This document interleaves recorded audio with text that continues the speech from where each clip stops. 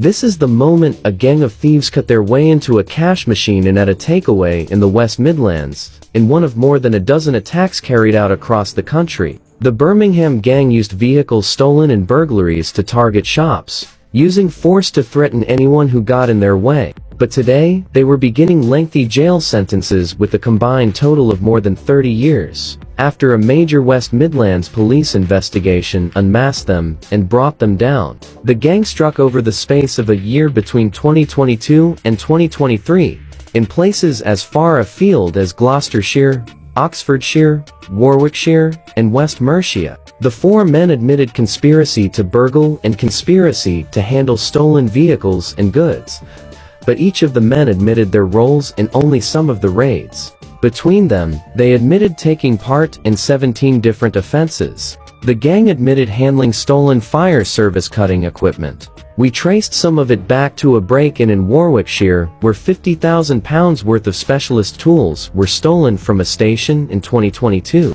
On 31 August last year, Reese Pedley was among a group of men who arrived at Snappy Tomato Pizza in Coventry and used specialist cutting equipment to steal thousands of pounds from the cash machine. And on 7 September last year, all four of the men struck at Tesco on Hewlett Road, Cheltenham. A stolen BMW on false plates pulled up and three of the gang used a saw and crowbars to force their way into a cash machine, while a fourth acted as a lookout. As police arrived, the gang threw rocks and bricks at officers, forcing one of the officers to crouch behind his car. Another threw a brick at the front passenger window where an officer was sat. The gang rammed the police car out of the way before making off. They caused damage estimated to cost over £1 million to a Tesco Express and a neighboring baker's when sparks from an angle grinder they used caused a fire in Kenilworth. Using a combination of mobile phone data,